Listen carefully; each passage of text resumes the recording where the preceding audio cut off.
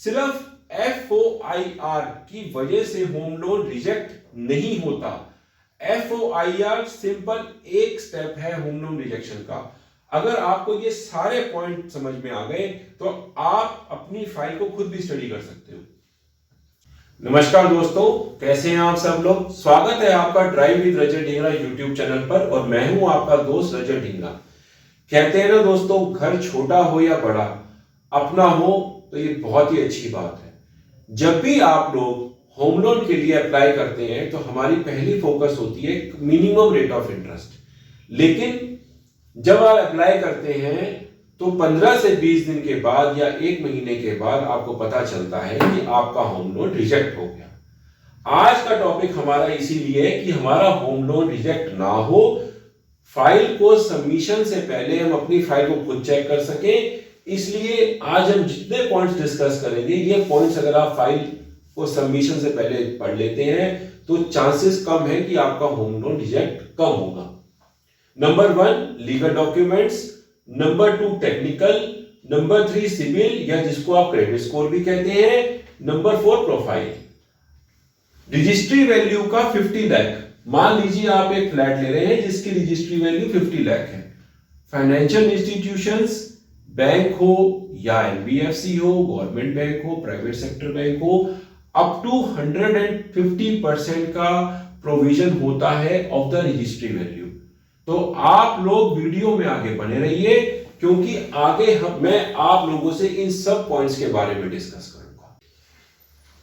FOIR एकमात्र कारण नहीं होता दोस्तों किसी भी होम लोन फाइल की रिजेक्शन होने का। जैसा कि मैंने पहले भी आपको बताया था कि इसमें कई सारे कारण होते हैं, तो इसलिए हम लीगल डॉक्यूमेंट्स की बात करें। लीगल डॉक्यूमेंट्स, जब भी आप बिल्डर को एक टोकन अमाउंट देते हैं तो बिल्डर आपको एक प्रॉपर्टी की चेन देता है, उसको बोलते हैं प्रॉपर्टी की चेन। आप कभी भी कहीं पर भी फाइल को लगाएं, कहीं पर भी होम लोन की फाइल के लिए अप्लाई करें तो आप देख लें कि उसमें कंप्लीट चेन हो, प्रॉपर्टी फ्री होल्ड हो, GPA अगर है उसमें तो ऐसा नहीं है कि आपको होम लोन नहीं मिलेगा।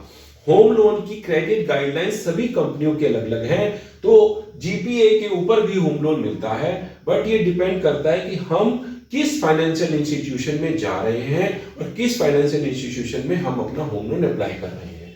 Part of property with proper registry या प्रॉपर डॉक्यूमेंट भी कहा जा सकता है इसको। कभी कभी किसी बिल्डर ने 200 गज का प्लॉट लिया होता है, उसके ऊपर 100 गज के ऊपर 4 फ्लैट और 100 गज के ऊपर 4 फ्लैट बनाता है, तो उसको बोलते हैं पार्ट ऑफ प्रॉपर्टी। क्योंकि मैं आपको छोटे में पार्ट ऑफ प्रॉपर्टी के बारे में समझा रहा हूं, प्लॉट्स तो बड़े बड़े भी डिस्ट्रीब्यूशन होते हैं, ये एक बहुत रेलिवेंट डॉक्यूमेंट होता है पार्ट ऑफ प्रॉपर्टी में। नेक्स्ट टॉपिक है हमारा टेक्निकल रिपोर्ट।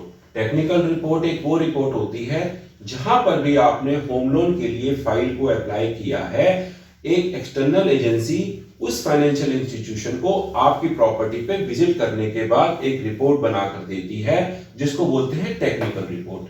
अगर आपकी प्रॉपर्टी विद मैप है या विदाउट मैप है, इसमें कोई बड़ी बात नहीं है। आपकी प्रॉपर्टी विदाउट मैप है तब भी आपका होम लोन अप्रूव हो सकता है, विद मैप है लेकिन उसमें भी आपका होम लोन अप्रूव हो सकता है। लेकिन डिपेंड करता है कि उनकी गाइडलाइंस क्या कहती हैं। पुरानी प्रॉपर्टीज पे अक्सर हमारे को विदाउट मैप ही मिलता है, लेकिन कई सारे बैंक्स ऐसे हैं जिनकी क्रेडिट गाइडलाइंस धीरे धीरे चेंज हुई हैं और वो विदाउट मैप प्रॉपर्टी पर भी लोन देना उन्होंने शुरू कर दिया है। एक्स्ट्रा कवरेज, एक्स्ट्रा कवरेज का मतलब ये होता है कि आपका actual plot size 100 square yards का है, but during the time of construction वो 110 या 120 स्क्वायर यार्ड्स का हो गया। अब इसका पता कैसे चलता है? जब भी टेक्निकल रिपोर्ट का एग्जीक्यूटिव आता है वो मेजरमेंट आपकी प्रॉपर्टी की करेगा, उस मेजरमेंट के हिसाब से उसे पता चल जाता है कि अराउंड ये प्रॉपर्टी 120 तक चली गई है या 110 तक चली गई है। इसको बोलते हैं एक्स्ट्रा कवरेज। अब यहां पर क्या होता है कि जो भी एक्स्ट्रा कवरेज है उसका पोर्शन फाइनेंशियल इंस्टीट्यूशन लेस कर देता है और बैलेंस कवरेज के ऊपर उसकी वैल्यूएशन करता है और आपकी फाइल के ऊपर वो रिपोर्ट को अटैच करते हैं। अब अकॉर्डिंग टू मैप और नॉट, ये टॉपिक दोस्तों अलग है, ये दोस्तों टॉपिक अलग है। अकॉर्डिंग टू मैप और नॉट, कभी कभी हमारी प्रॉपर्टी का जो मैप अप्रूव हुआ होता है अराउंड उसमें 3 बेडरूम या 4 बेडरूम होते हैं, बट बिल्डर या कोई भी जो उसमें रह रहा होता है वो अपने हिसाब से उसको बनवाता है। फॉर एन एग्जाम्पल, अप्रूव्ड है मैप 4 बेडरूम का और उन्होंने अपनी सहूलियत देख के बनवाए 3 बेडरूम, 3 बेडरूम, तो इसको हम बोलेंगे कि प्रॉपर्टी अकॉर्डिंग टू मैप और नॉट। बट ऐसा नहीं है, अगर property little bit not according to map है तो भी आपका लोन अप्रूव हो सकता है। Valuation of property, valuation of property is a very important role in home loan case, because for an example, अगर आप कोई प्रॉपर्टी परचेज करने जा रहे हैं 1 CR की, फॉर एन एग्जाम्पल अगर आप कोई भी प्रॉपर्टी 1 CR की खरीदने जा रहे हैं तो उसकी वैल्यूएशन एटलीस्ट बैंक को 90 to 90 के करीब, 80% to 90% के करीब होनी चाहिए। इसको बोलते हैं वैल्यूएशन ऑफ रिपोर्ट। हमारा नेक्स्ट टॉपिक है सिविल स्कोर। सिविल अपने आप में किसी भी लोन का बैकबोन होता है। आप चाहे होम लोन के बारे में बात करें, चाहे लोन अगेंस्ट प्रॉपर्टी के बारे में बात करें, चाहे पर्सनल लोन के बारे में, कार लोन के बारे में, किसी भी लोन के बारे में बात करें, CIBIL score is the very key role of your loan.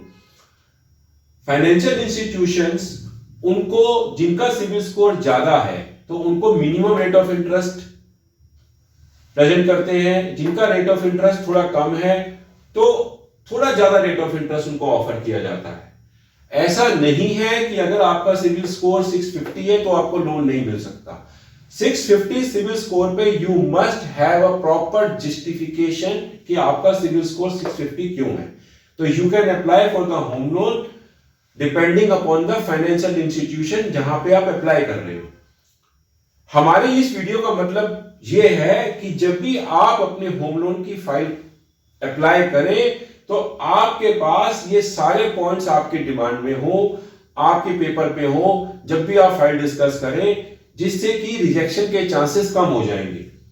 Current loan, अगर आपका कोई भी करंट में लोन चल रहा है, for an example car loan, consumer loan, कोई भी लोन चल रहा है या पर्सनल लोन चल रहा है, उसका भी बहुत बड़ा रोल इंपॉर्टेंट रोल प्ले होता है दोस्तों। क्योंकि मान लीजिए आपका सिविल स्कोर 0 था या -1 था, आपने एक लोन लिया और कंज्यूमर लोन लिया, आपने उसी में डिफॉल्ट करना शुरू कर दिया, तो करंट लोन आपका गिर गया, तो सिविल स्कोर बनने से पहले ही डाउन हो गया। मोर एन एग्जांपल, आपका सिविल स्कोर 650 है, आपने एक लोन लिया, कार लोन लिया, उसको आपने पिछले 1-1.5 साल तक टाइम से चलाया, कोई भी ईएमआई आपके रिटर्न नहीं है, कोई भी ईएमआई आपकी बाउंस नहीं है, तो इट्स अ गुड क्राइटेरिया कि आपको एक अच्छा home loan come rate of interest पे मिल सकता है। हमारा अगला टॉपिक है प्रोफाइल। प्रोफाइल का मतलब, मान लीजिए अगर आप कोई बिजनेस कर रहे हैं जिसमें कि आपका कोई भी वैट नंबर या कोई भी जीएसटी नंबर नहीं है, बट आप रेगुलर आईटीआर फाइल कर रहे हैं, तो भी आप अपनी होम लोन की फाइल को अप्लाई करने से पहले अपने फाइनेंशियल इंस्टीट्यूशन को बता दीजिए कि मेरे पास जीएसटी नंबर नहीं है, मेरे पास वैट नंबर नहीं है और मैं रेगुलर आईटीआर फाइल करता हूं। क्योंकि बिना जीएसटी के भी होम लोन होता है और इसमें कई सारे पैरामीटर चेक होते हैं, जैसे कि बैंकिंग, आपकी कैश की इनकम, आपकी नेटवर्थ और आपकी वैल्यूएशन ऑफ प्रॉपर्टी जो आप ले रहे हैं। मेरा मेन मकसद यह है कि होम लोन आप सोचेंगे कि काफी रेट ऑफ इंटरेस्ट में भी अवेलेबल है, लेकिन ऐसा नहीं है। होम लोन मार्केट बहुत कॉम्पिटिटिव हो गई है और कोई भी फाइनेंशियल इंस्टीट्यूशन आपसे एक्स्ट्रा परसेंटेज होम लोन का लिए नहीं ले सकता, ना ही वो लेते हैं। बट हमारे को ये पता होना चाहिए कि हमारे लिए कौन सा फाइनेंशियल इंस्टीट्यूशन सही है, किस फाइनेंशियल इंस्टीट्यूशन में हमारी फाइल फिट बैठेगी। दूसरा, आपका हो सकता है बिजनेस विद रेंटेड अकोमोडेशन हो, या आपका ऑफिस आपके पार्टनर के साथ पार्टनरशिप में चल रहा हो, या हो सकता है आपका ऑफिस का रेंट एग्रीमेंट आपके पार्टनर के नाम पे हो और आप दोनों मिलकर काम कर रहे हो, तब भी ऐसा कुछ नहीं है। आपको होम लोन बहुत ही अच्छे फाइनेंशियल इंस्टीट्यूशंस देंगे और बहुत ही कॉम्पिटिटिव रेट पे देंगे। आप समझ लीजिए दोस्तों, सिर्फ FOIR की वजह से होम लोन रिजेक्ट नहीं होता। FOIR सिंपल एक स्टेप है होम लोन रिजेक्शन का। अगर आपको ये सारे पॉइंट समझ में आ गए तो आप अपनी फाइल को खुद भी स्टडी कर सकते हो। अगला स्टेप है दोस्तों, नो विंटेज प्रूफ। मान लीजिए आप पिछले 10 साल से काम कर रहे हैं और आपके पास इसका कोई विंटेज प्रूफ नहीं है एक्सेप्ट बैंकिंग। मान लीजिए आपके पास सिर्फ एक बैंकिंग है और आपके पास इसके अलावा कोई भी विंटेज प्रूफ नहीं है।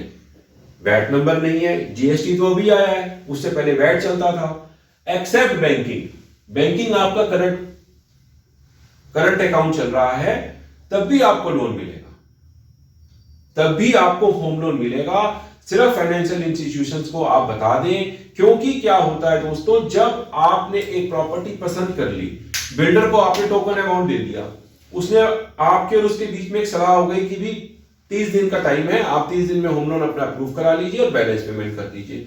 जब आपका होम लोन रिजेक्ट होता है तब पोजीशन बहुत ही ऑफवर्ड हो जाती है।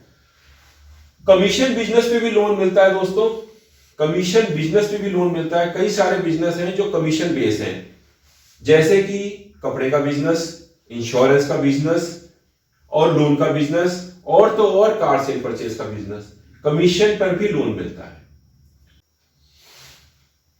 कैश इनकम, कई सारे बिजनेस ऐसे होते हैं जहां पर हमारी ITR application to home loan, जितने का आप होम लोन अप्लाई कर रहे हैं, फॉर एन एग्जांपल आप 50 लाख रुपीस का अप्लाई कर रहे हैं, तो आपकी ITR आपको सपोर्ट नहीं कर रही।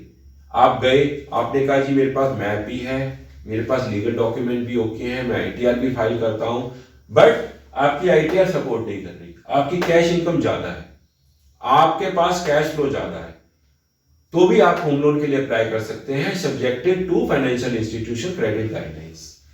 उसके बाद दोस्तों एक शॉर्ट फॉर्म हमने बनाई है जिसको बोलते हैं सिविल इनकम रेशियो। मान लीजिए आपका सिविल कमजोर है, नीचे की तरफ है, बट आपकी इनकम अच्छी है, आपका एरिया जिस पे आप प्रॉपर्टी ले रहे हैं वो बहुत अच्छा एरिया है, बहुत अच्छी प्रॉपर्टी आप ले रहे हैं, तो भी आप अप्लाई कर सकते हैं। अच्छे सिविल में तो खैर आपको लोन मिल ही जाता है, और आपकी इनकम थोड़ी कमजोर है, एरिया आपका अच्छा है, कई सारे ऐसे क्राइटेरिया हैं जहां पर आपको होम लोन मिल जाता है। एक्चुअली दोस्तों इस छोटे से वीडियो का मतलब यह है कि जब भी आप कहीं पर भी होम लोन अप्लाई करें, किसी भी फाइनेंशियल इंस्टीट्यूशन में अप्लाई करें, आप ये बातें उनके सामने पहले रखें, क्योंकि 1 महीने के बाद होम लोन रिजेक्शन पे पोजीशन आपकी बिल्डर के सामने खराब होती है और आपको भी डर लगता है कि अब मैं आगे क्या करूं। दोस्तों वीडियो में बने रहने के लिए आपका बहुत बहुत धन्यवाद। प्लीज इस वीडियो को सब्सक्राइब, लाइक और शेयर करना मत भूलिएगा। मिलते हैं अगले वीडियो में। अगला वीडियो हमारा इसी से रिलेटेड होगा कि हम होम लोन को कैसे एक्सप्लेन करेंगे। कई सारी और भी चीजें हैं जो मैं आपको अगले वीडियो में बताऊंगा।